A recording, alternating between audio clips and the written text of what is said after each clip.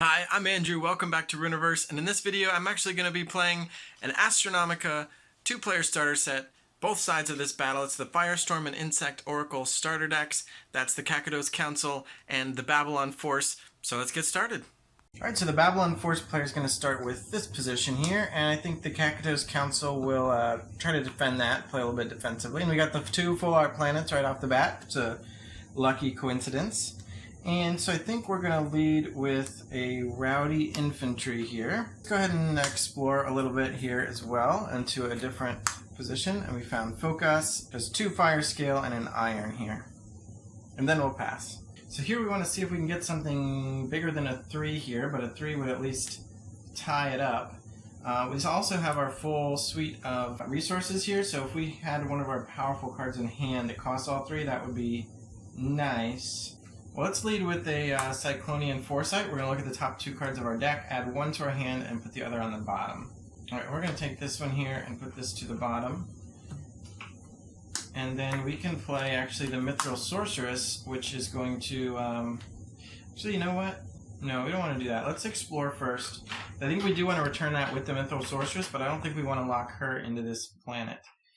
So let's do another little defensive move here, and we're going to explore... We're going to discard the Spellbook Warlock to explore here. And we found the Alindus Moon. Unfortunately, it does have a Runestone. Oh no, it doesn't have a Mithril, which is what we wanted for the Sorceress.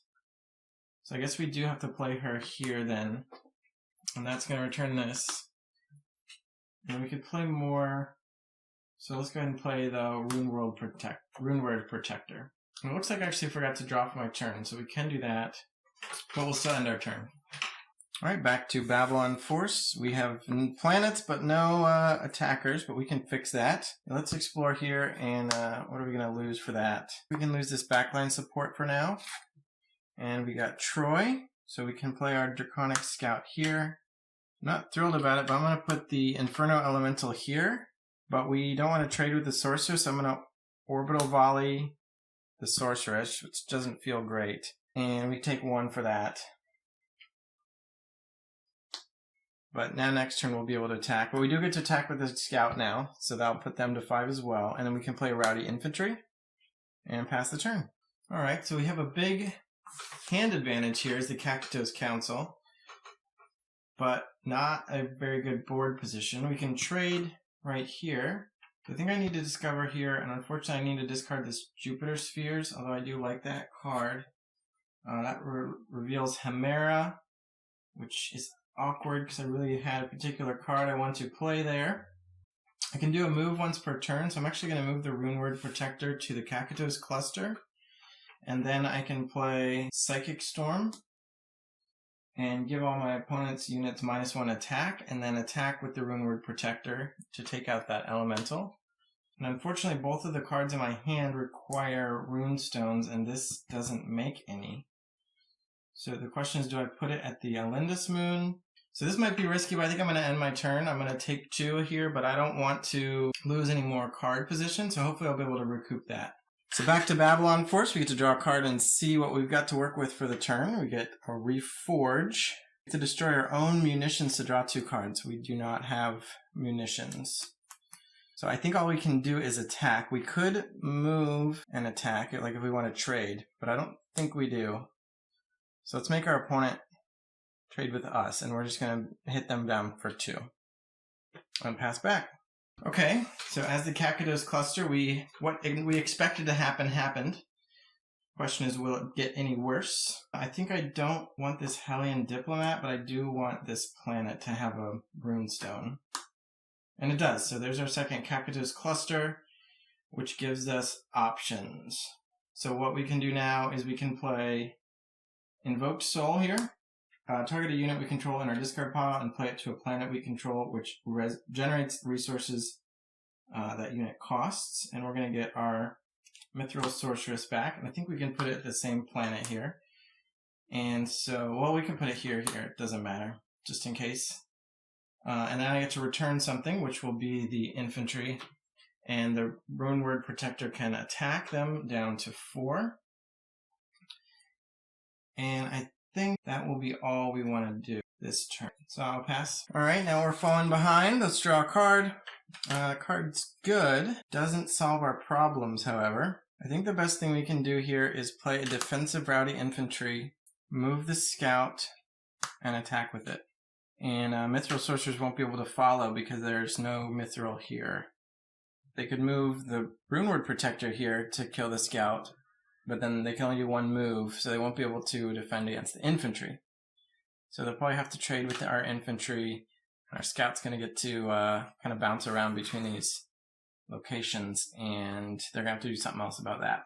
We do have this Inferno Elemental, but it only works on attacking, and I don't want to just let them trade it for either of their units there.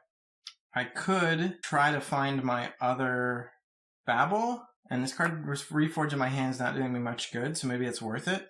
That's a 1 and 3. I'm kind of waiting. I don't know what the contents of the deck, so I'm kind of waiting to see if I draw like a synergy effect, like something else, but I think having a unit in the way might just be the best synergy I can hope for, and I don't think the Reforged is going to do me much good. So let's see if this is Babel. And it is.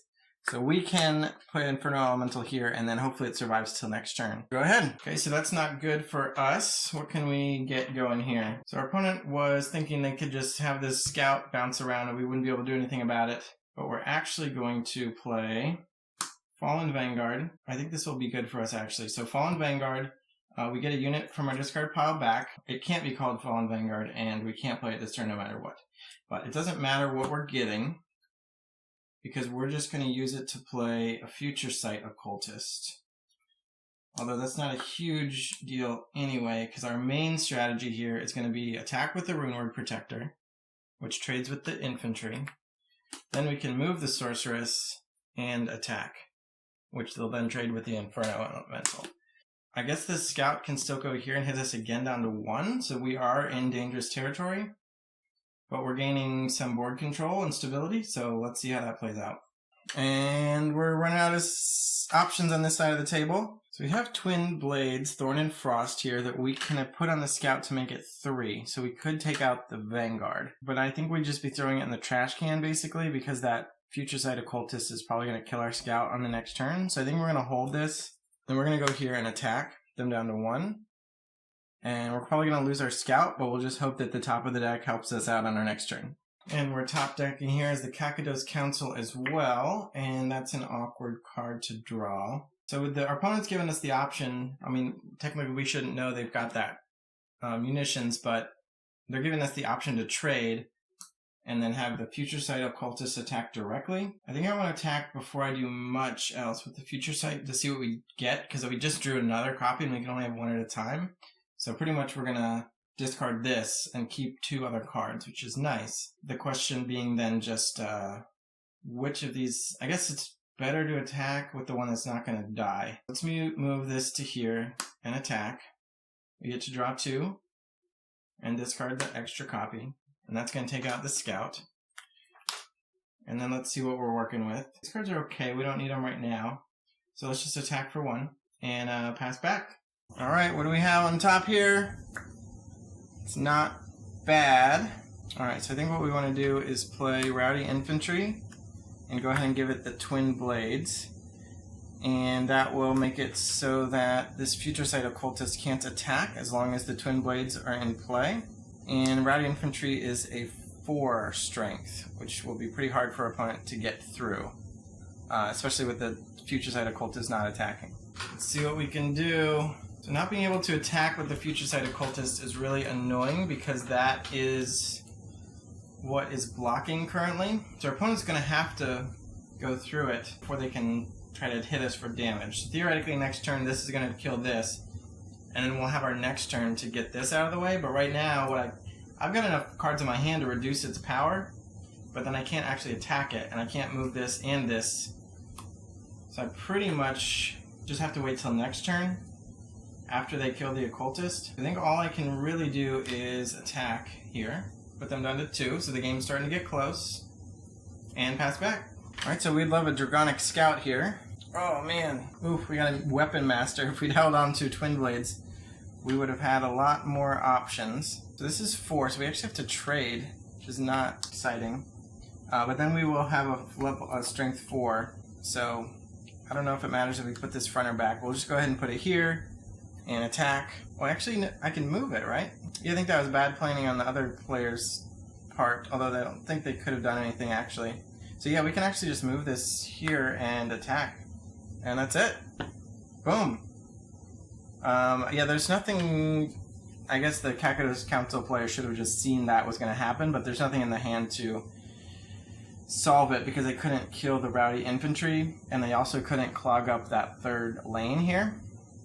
They could reduce the power until the end of the turn. They can reduce the attack until the end of turn. They could give their own units plus attack, but yeah, there's no way to block it or get it off the table, so the aggression of the Babylon Force wins the day here. If you haven't subscribed already, subscribe now so we can get more subscribers. Check out Aether Games and the Astronomica YouTube channel. Thanks for watching, and bye!